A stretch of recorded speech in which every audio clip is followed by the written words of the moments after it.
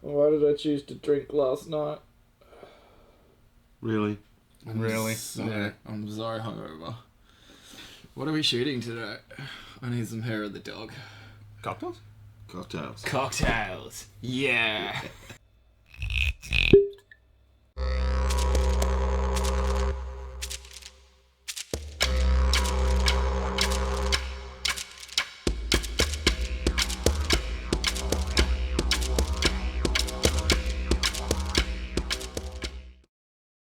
So what are we making today?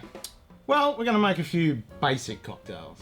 So, your first basic cocktail, well, before you even start a cocktail, is just having whiskey neat like we usually do. Yeah. And then the next step is you add ice.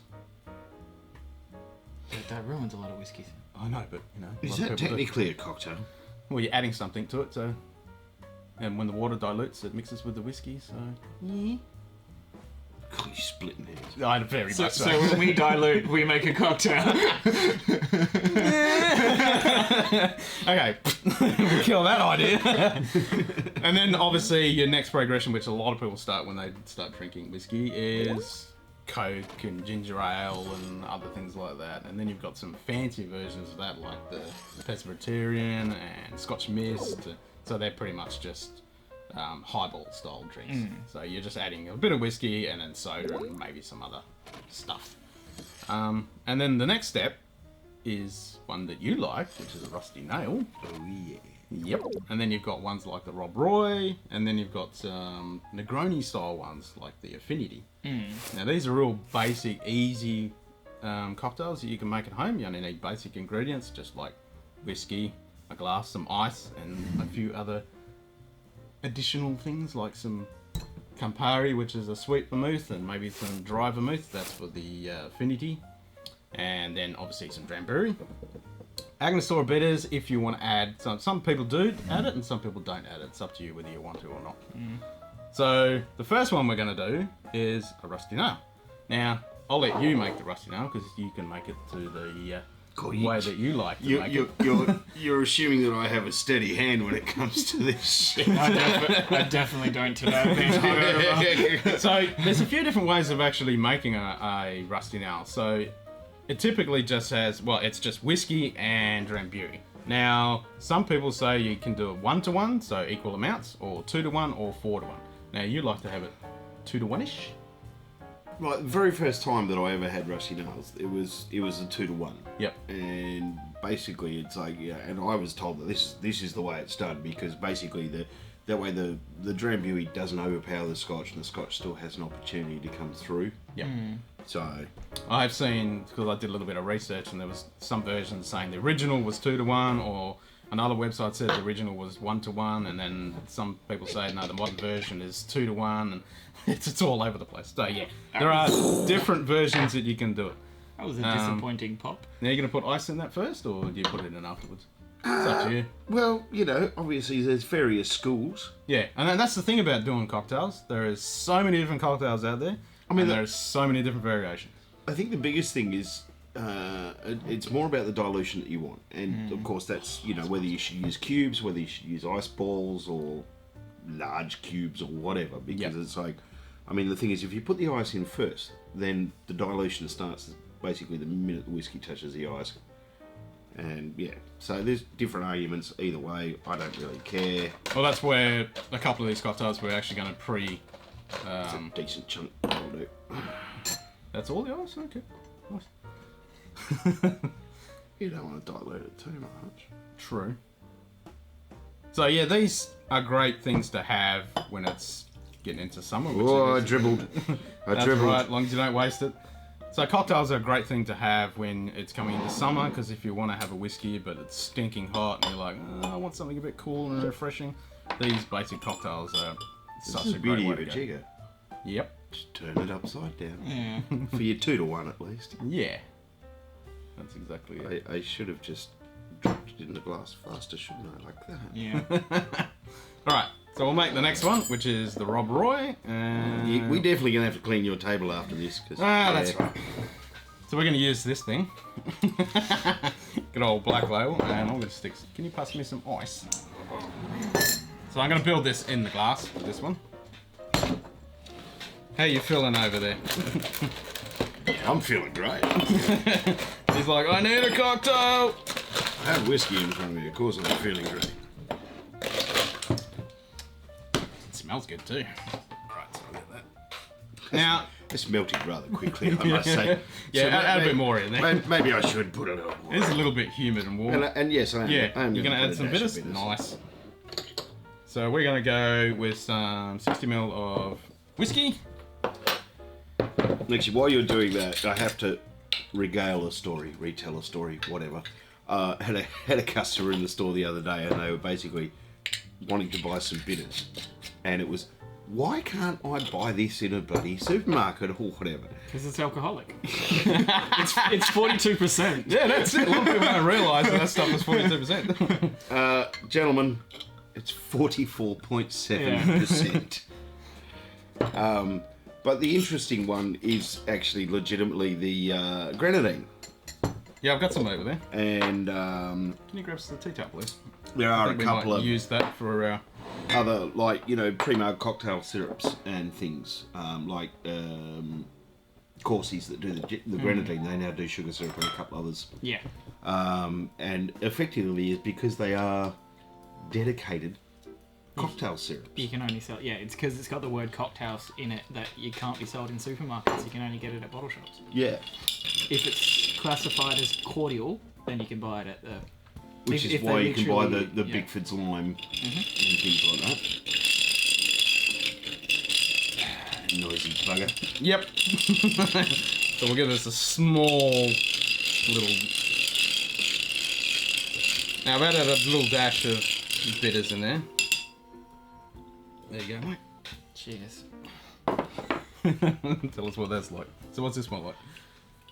Well, I've done it with Ailsa Bay, which is one I have had in a local bar here, and that beautiful smoke in the Ailsa Bay really carries through on it, I find. That's not bad. I mean, on the nose, like you're getting the herb and the honey sweetness from the Drambuie, but you're still getting that nice little kick of smoke. Yeah, and at the end of it, it carries on. It's nice. What do you think of that one? I feel like we should have used better whiskey. We can make another one. This is tasty. why I went to Rusty Nail, because I really don't want to drink Black Label. But the reality of it is the Black Label is very commonly used in cocktails, same as Monkey Shoulder, which we have over there. Yeah. Yep. In some circumstances, and perhaps just in... I'd say that's closer to a Negroni than it is a Manhattan. Well, it is. Yeah, I mean, it is a Manhattan-ish style Negroni drink. This one is definitely a more of a Negroni style because it's using sweet and dry vermouth.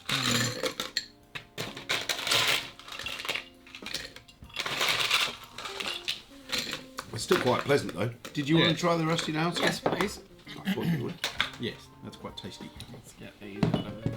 Yeah, out of the shot. Just thinking about it now, we probably should have got some short straws to actually sample individually, so that we're not sharing glasses. But we're all pretty confident that we're actually. It's fine. I've only got Corona. Yeah, it's only Corona, don't worry. I was going to about say that we're all healthy, maybe a little seedy, but we're all healthy. it. Yeah, exactly. Now, Yeah. a typical That Negroni. works really, really well. A typical Negroni is You know that. 1 to 1 to 1. Yeah. Depends on the gin, but Yeah. So sometimes you want a bit more gin forward or not. So yeah. there are a few versions of making the affinity. So you can do it the typical Negroni style, or you can mix it up. So which way do you want to go? I'd say the typical Negroni. Typical Negroni. Oh, I like. I'm a big fan of the 30-30-30 as Yep. it pours into a 60. Yeah, I was just saying that.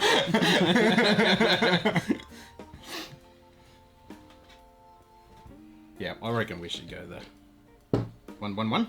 That was a 25. No, that was fine. You want some more?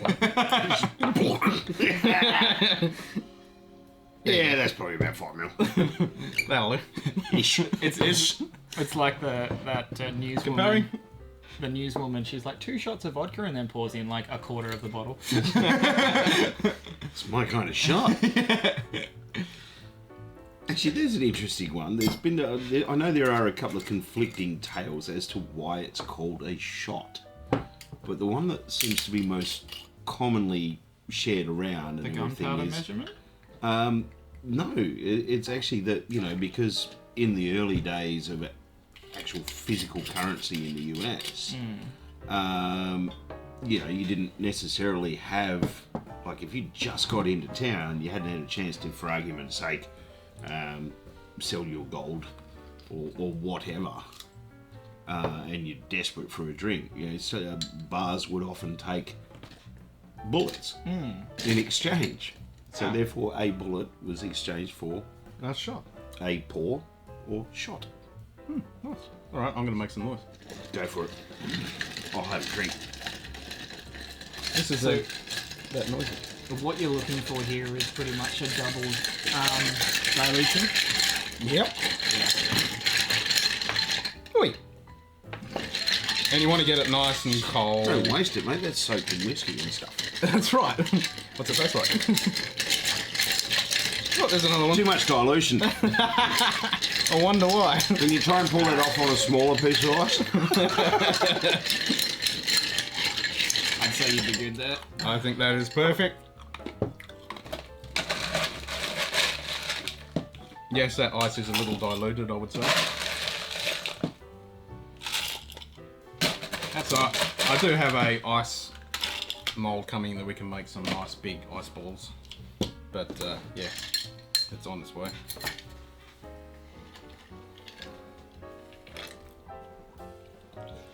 Very, very professional. Gotta do it properly. Now you don't have to go to all this, but we'll add a bit of a twist in there as well, Negroni style. And there you go. An affinity. It's almost like you don't want to drink much today. Hey, I want to drink them. Negroni's my favourite drink. So I made a whole Negroni. bunch of them the other night. They were great. Negronis are good.